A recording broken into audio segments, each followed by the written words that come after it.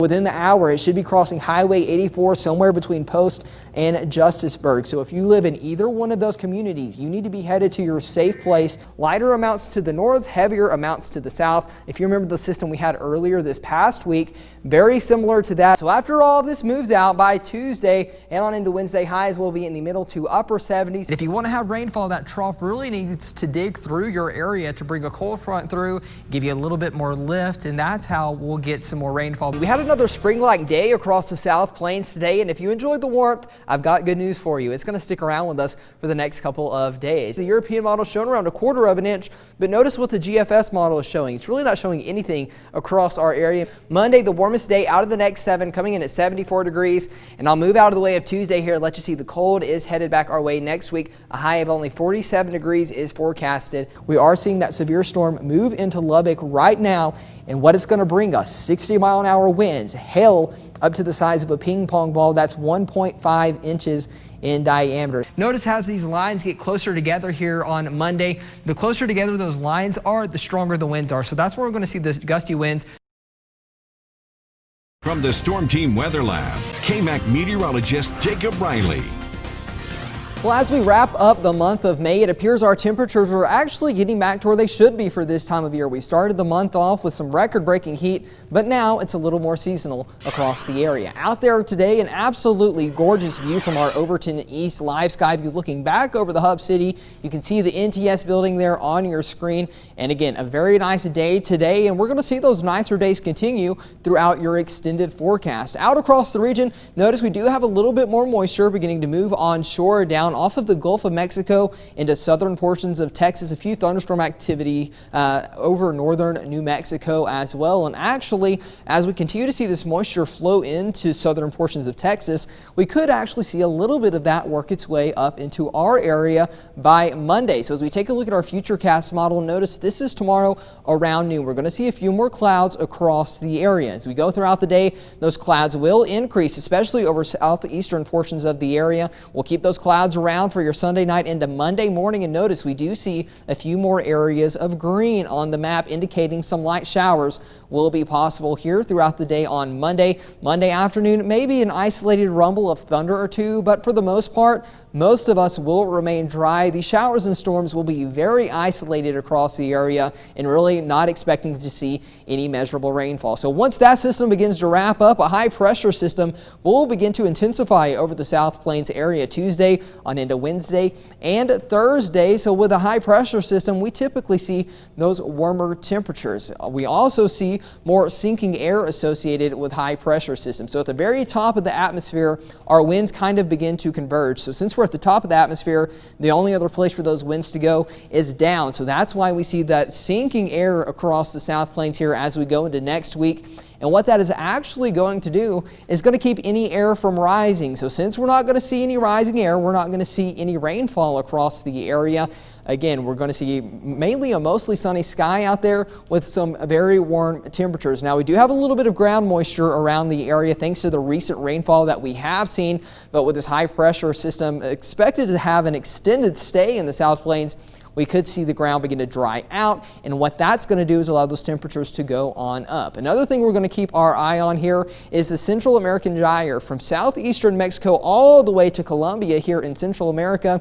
This region is beginning to kind of intensify with its thunderstorm activity. Hurricane season officially begins on June the 1st, so we're going to keep a close eye on this area for some potential development, and actually a couple of our models are starting to kind of hone in on the possibility of a tropical system in the Gulf of Mexico sometime next week. Notice the European model begins to bring that up here Saturday into Sunday of next week, which could bring some more very heavy rainfall, potentially some flooding as well along coastal portions of Texas. We're not seeing a storm right now. There are currently no active hurricanes or tropical storms in the Gulf, but just to give you a heads up, we are beginning to get into hurricane season, and we could see some of that development next week. So of course, if anything does develop, we will be sure to keep you advised here on KAMC. Now, bringing you back home overnight tonight, those temperatures falling down into the middle 50s to lower 60s across the area. Those winds will stay out of the southeast around 10 to 15 miles an hour. We will see those clouds begin to build in and later overnight tonight. Tomorrow warming up to around 89 degrees on Monday. A couple of showers could keep us a little cooler there with highs in the upper 70s to lower 80s. But after Monday, it looks like we really will dry out across the area. 88 by Tuesday. Notice the 90s return Wednesday into Thursday. By Thursday, 96 degrees. And then temperatures will begin to moderate just a little bit as we head into your weekend next weekend. So another dry and warm summer-like pattern is headed our way. And again, it looks like those rain chances are beginning to taper off. Storm Team Weather Lab, KAMC Meteorologist Jacob Riley. Well, good Friday morning and happy May 1st. It's hard to believe we're already 5 months into the year 2020, but Mother Nature is trying to make it feel like it's already July out there. We are expecting those triple-digit temperatures today and tomorrow across the South Plains. But out there this morning, things are off to a calm and already a pretty warm start. A live look right now in Levelland this morning. Relatively calm, but again, it is pretty mild. We're seeing those temperatures in the upper 60s and lower 70s right now.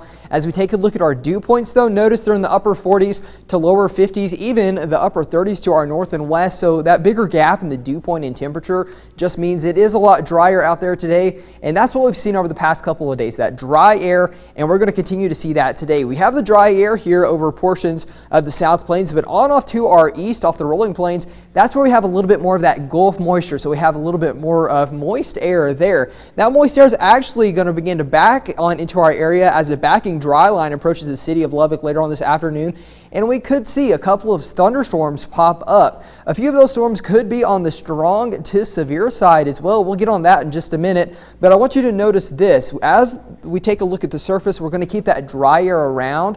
But just above the surface, we are going to have a moist layer of air aloft. And what that's going to do is it's going to allow for a couple of storms to pop up over the South Plains. But as that rain begins to reach the surface, it evaporates and gives us some stronger winds. So that's what we have the severe weather risk in store for today. We could see some dry microbursts across the area where those stronger storms do pop up. Areas in the dark green here in a level 1 marginal risk for those severe storms as we head into the afternoon and evening hours today. Now, this isn't going to be a widespread event. It will be very isolated in nature, but some areas could see those wind gusts as high as 60 miles an hour. Notice we do have the fire weather threat around once again today for the city of Lubbock and points west. Areas to the east will not be included in that today, but they will tomorrow. We're going to see those gusty winds continue as well. Notice by this afternoon to the overnight hours, still out of the southwest, gusting over 40 miles an hour for some locations at times.